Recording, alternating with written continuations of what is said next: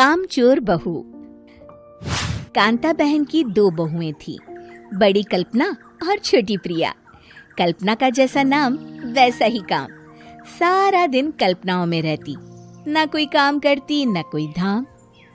अरे कल्पना बहू, जरा अच्छी सी चटनी पीस दे, आज कुछ मजेदार खाने का मन है। पेट में जलन हो जाएगी माँ जी बुढ़ापे में, और वैसे भी मेरा काम करने का वक्त शाम का है, अब प्रिया को ही बोल दो। इतना कहकर कल्पना वहां से चली जाती है। कांता कल्पना के ऐसे रवैये से काफी परेशान रहती हैं। मैं बना देती हूँ माँ चटनी, ऐसा बोलकर प्रिया माँ को चटनी बनाकर प्लेट में खाने को देती है कि तभी वहाँ कल्पना आ जाती है। अरे वाह चटनी, जरा चख कर तो देखूं, बड़े दिन हो गए। अरे नहीं बहू, तू तो रहने ही दे चटनी खाना, पेट में जलन हो जाएगी।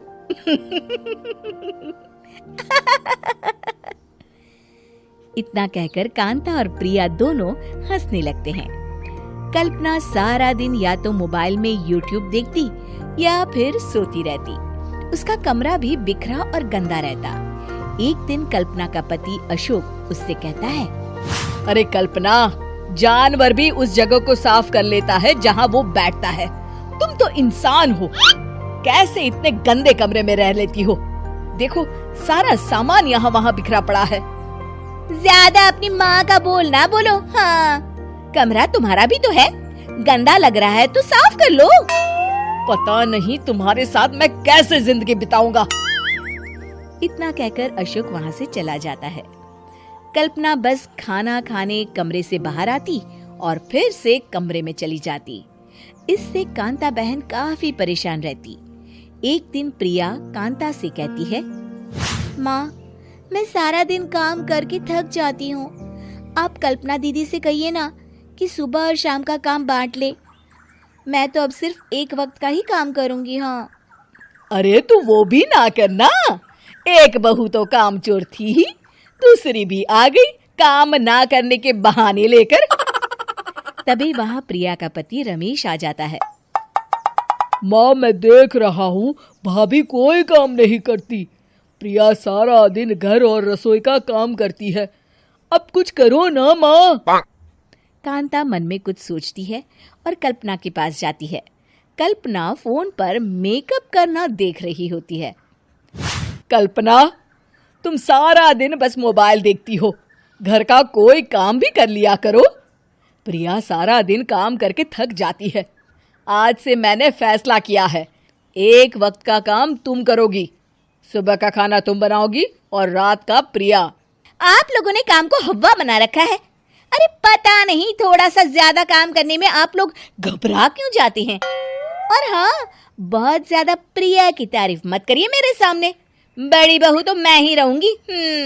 मैं कुछ नहीं जानती, कल सुबह मुझे वक्त से खाना चाहिए, रसोई में आ जाना, वरना कल से तुझे खाना नहीं मिलेगा। अगली सुबह कल्पना रसोई में नहीं आती है। वो देर से सोकर उठती है और बाहर आकर कहती है, अरे भूख लगी है, आज खाने में क्या है? इतनी देर हो गई, आज किसी ने मुझे उठाया भी नहीं, पता नहीं कहाँ है सब। कल्पना को घर में कोई नहीं दिखता। वो रसोई की तरफ जाती है जहाँ बड़ा सा ताला लगा होता है। अरे रसोई में ताला? ओ, मैं तो भूल ही गई थी। माँ ने आज से सुबह का खाना मुझे बनाने को कहा था। हे भगवान, इतने लोगों का खाना बनाना क्या आसान है? तभी घर के सारे सदस्य बाहर से वापस आते हैं। वाह माँ जी, मजा आ गया छोले भटूरे खाकर। मेरे मुंह में तो अभी भी स्वाद आ रहा है। अरे कल्पना, तेरे भरोसे रहते तो हम तो भूखे ही रह जाते। कल्पना को बहुत गुस्सा आ जाता है। अब बहुत हो गया, आज से मैं अपनी रसोई अलग कर रही हूँ, मैं अपना खाना खुद बना लिया करूंगी। कल्पना अपनी रसोई अलग कर लेती है, पर आए दिन उसका देर से उठना और काम न करने की आदत से वो भूखी ही रह जाती थी। उसी के सामने घर के लोग अच्छे अच्छे पकवान खाते और कामचोर कल्पना को जैसे तैसे ही खाना बनाकर खाना पड़ता। पर एक दिन तो हद ही हो गई। माँ, दीदी आज सुबह से कमरे से बाहर नहीं निकली, हमें जाकर देखना चाहिए। सो रही होगी कामचोर कहीं की, पर तुम कहती हो तो चलो देख लेते हैं उसे। कल्पना कमरे में पेट पकड़कर बैठी होती है। हाय मेरा दर्द, पेट दर्द के मारे मर रही हूँ मैं।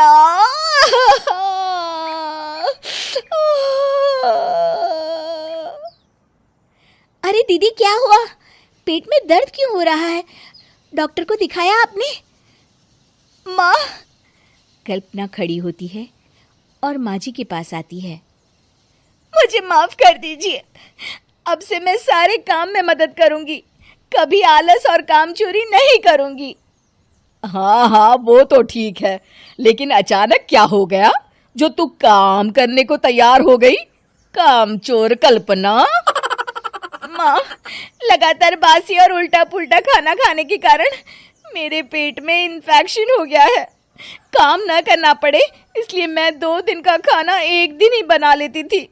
बासी और खराब खाना खाने के कारण लेने के देने पड़ गए। पेट में दर्द हो रहा है। चलो अच्छा हुआ, देर आए दुरुस्त आए।